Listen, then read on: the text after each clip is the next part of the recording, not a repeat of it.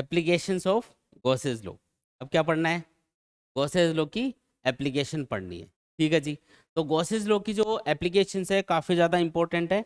पहली एप्लीकेशन पढ़ेंगे, electric field due to infinitely long charge wire. एक वायर हमको दे रखा है, उसको हमने यूनिफॉर्मली चार्ज कर रखा है और उसके आसपास हमको इलेक्ट्रिक फील्ड फाइंड करके देखना है। भाई गॉसेस लॉ की जो पहली एप्लीकेशन है वो क्या है? इलेक्ट्रिक फील्ड कैलकुलेट करना। किसकी वजह से? एक इनफाइनाइटली लॉन्ग चार्ज वायर की वजह से। एक बहुत बड़ा वायर होगा और उसको हमने यूनिफॉर्मली चार्ज कर रखा होगा। जैसे कि ये एक वायर है और इस वायर को हमने यूनिफॉर्मली चार्ज कर रखा और ये वायर बहुत बड़ा है, मतलब आगे भी ये इनफाइनाइट तक जा रहा है इधर, और इधर भी ये इनफाइनाइट तक जा रहा होगा। हमको इसके परपेंडिकुलर आर डिस्टेंस के ऊपर ये कोई पॉइंट है, यहाँ पे हमको इलेक्ट्रिक फील्ड पता करके बताना है। समझ गए केस? अच्छा, ये जो वायर है इसकी लीनियर चार्ज डेंसिटी है लैम्डा। लीनियर चार्ज डेंसिटी का मतलब क्या होता है? Charge per unit length on the wire. इसका फॉर्मूला याद है क्या? लैम्डा इक्वल्स टू क्या होता है? Q by L. भाई जो वायर है उसकी यूनिट लेंथ के ऊपर कितना चार्ज है, यानी 1 मीटर लेंथ पे कितना चार्ज है, उसी को हम क्या बोलते हैं? Linear charge density. ठीक है, तो केस समझ में आ गया होगा। सिंपल सा केस है, एक वायर दे रखा है और उसके परपेंडिकुलर आर डिस्टेंस के ऊपर हमको इलेक्ट्रिक फील्ड कैलकुलेट करके बताना है by using Gauss's law. Gauss's law को यूज करना है इसमें। ठीक है, अब जब भी आप गॉसेस लॉ अप्लाई करोगे तो उसके लिए सबसे पहला काम क्या करोगे? जिस पॉइंट से जिस पॉइंट पे आपको इलेक्ट्रिक फील्ड पता करना है उस पॉइंट से पास होने वाला एक क्लोज सरफेस हम कंसिडर करेंगे। सबसे पहला काम क्या करेंगे? जिस पॉइंट पे हमको इलेक्ट्रिक फील्ड पूछा जाएगा हमको उस पॉइंट से पास होने वाला एक क्लोज सरफेस कंसिडर करना है। क्लोज सरफेस आप कोई भी शेप का ले सकते हो, कोई भी साइज का ले सकते हो, बस उस पॉइंट से पास होना चाहिए, उसमें कोई दिक्कत नहीं है। तो यहाँ पे देखो वायर एक लीनियर ऑब्जेक्ट है, तो मैं कुछ इसी टाइप की एक क्लोज सरफेस एज्यूम करूंगा जिससे मेरी कैलकुलेशन आसान भी हो और वो सरफेस, ये जो पॉइंट है जहाँ पे आपको इलेक्ट्रिक फील्ड कैलकुलेट करना है, इससे पास भी हो। तो यहाँ पे मैं एक सिलेंडर एज्यूम कर लेता हूँ। क्या एज्यूम कर लेता हूँ? एक सिलेंडर एज्यूम कर लेता हूँ। तो देखो मैंने यहाँ पे क्या किया, इस पी पॉइंट से, ये मान लो पी पॉइंट है, इस पी पॉइंट से पास होने वाला एक सिलेंडर एज्यूम कर लिया। तो वायर ऐसे रखा हुआ था, उसके चारों तरफ हमने क्या एज्यूम किया?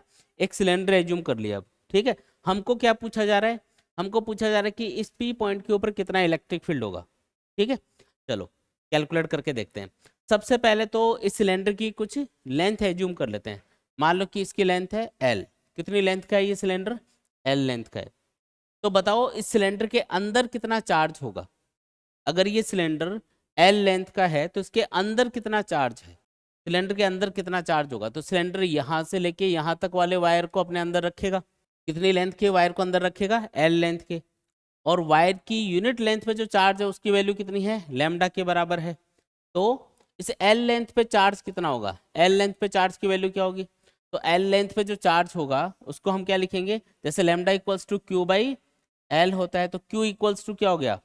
क्यू इक्वल्स टू हो गया लैम्डा इंटू एल। ये बात समझ में आ गई क्या? तो जो चार्ज क्लोज सरफेस के अंदर हमको कंसिडर करना है वो कितना होगा? लैम्डा इंटू एल के बराबर होगा। आ गया समझ में इतना? ठीक है जी। अब एक चीज और नोटिस करो कि ये जो क्लोज सरफेस है इसमें 3 अलग अलग पार्ट है। एक तो ये वाला सर्कुलर पोर्शन है, इधर वाला है ना, ये वाला सर्कुलर पोर्शन। एक ये वाला सर्कुलर पोर्शन है और एक ये कर्व्ड सरफेस है। तो 3 इसमें डिफरेंट पोर्शंस हैं। अब तीनों पोर्शंस के लिए हम एरिया वेक्टर और इलेक्ट्रिक फील्ड इनके बीच का एंगल चेक करेंगे, क्योंकि जब आप टोटल इलेक्ट्रिक फ्लक्स फाइंड करने के लिए गॉसेस लॉ अप्लाई करोगे तो आपको एरिया वेक्टर और इलेक्ट्रिक फील्ड के बीच का एंगल पता होना चाहिए। क्योंकि हम ये वाला फॉर्मूला अप्लाई करेंगे, इंटीग्रेशन ई डॉट डी एस, और आपको पता है जब आप इस डॉट को हटाओगे तो क्या आएगा? कॉस थीटा आएगा। अच्छा, ये टोटल इलेक्ट्रिक फ्लक्स कितना होना चाहिए गॉसेस लॉ के according? Total charge within the close surface divided by epsilon naught. अब total charge within the close surface तो पता चल ही गया है कितना है, लैम्डा इंटू एल के बराबर है।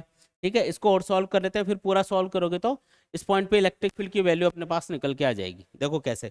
सबसे पहले तो ये बताओ कि जो वायर है उसके ऊपर कौन सा चार्ज है? पॉजिटिव चार्ज है। और पॉजिटिव चार्ज है तो इसका इलेक्ट्रिक फील्ड कौन सी डायरेक्शन में होगा? पॉजिटिव चार्ज के लिए इलेक्ट्रिक फील्ड कौन सी डायरेक्शन में कंसिडर किया जाता है? हमेशा आउटवर्ड। तो मान लो ये कोई पॉइंट है, तो यहाँ पे जो इलेक्ट्रिक फील्ड होगा वो वायर के परपेंडिकुलर आउटवर्ड डायरेक्शन में होगा, इधर होगा। और इस वाली सरफेस के लिए एरिया वेक्टर किधर होगा?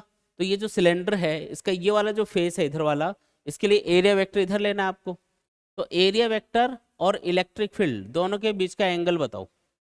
90 डिग्री। थीटा कितना हुआ? 90 डिग्री हुआ। आ गया समझ में?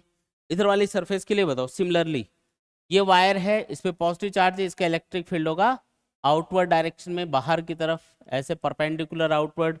और इसका इधर वाली सरफेस का एरिया वेक्टर होगा बाहर की तरफ इधर। तो दोनों के बीच का एंगल कितना हुआ? अगेन यहाँ पे एंगल बनेगा 90 डिग्री। थीटा कितना हुआ? 90 डिग्री लेना है।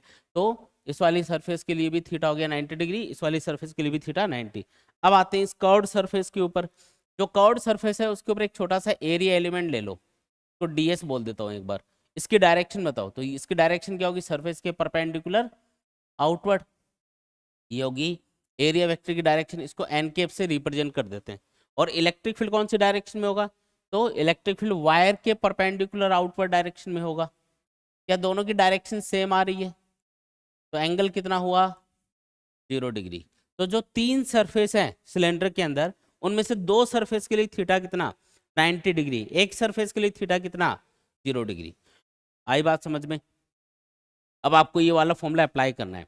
अच्छा, इस वाले फॉर्मूले को अप्लाई करोगे तो क्या आएगा? ई डॉट डी एस, मतलब ई डी एस कॉस थीटा। लेकिन थीटा की वैल्यू तो इधर अलग है, इधर अलग है, इधर अलग है। तो आप एक काम करो, ये वाला जो फॉर्मूला है इसको 3 अलग अलग पार्ट्स में लिख लो। मतलब फर्स्ट पार्ट के लिए अलग, सेकंड के लिए अलग, थर्ड के लिए अलग।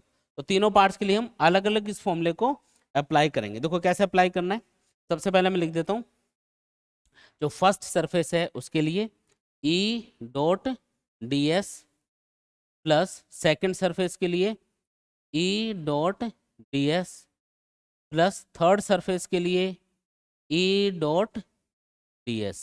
ठीक है, equal to Q in upon epsilon naught. ये आ गया समझ में? अच्छा, तो अब यहाँ पे देखो, ये जो इंटीग्रेशन वाला जो सिंबल है इसके ऊपर हमने सर्कल का सिंबल नहीं लगाया है। अगर सर्कल का सिंबल नहीं लगाया तो इसका मतलब क्या है कि ये क्लोज सरफेस नहीं है भाई। ये जो सर्कुलर पोर्शन है ये क्लोज सरफेस थोड़ी है। क्लोज सरफेस तो तब बनेगी जब सिलेंडर में ये दोनों सर्कुलर पोर्शन भी लग जाएंगे, ये कर्व्ड सरफेस भी आ जाएगी, तब मिला के ये क्लोज सरफेस बनेगी।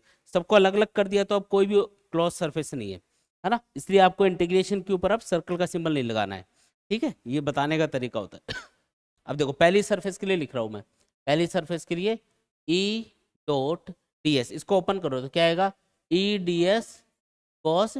और जो लेफ्ट सरफेस है यानी पहली सरफेस है उसके लिए थीटा लेना है 90 डिग्री। दूसरी सरफेस के लिए थीटा कितना लेना है?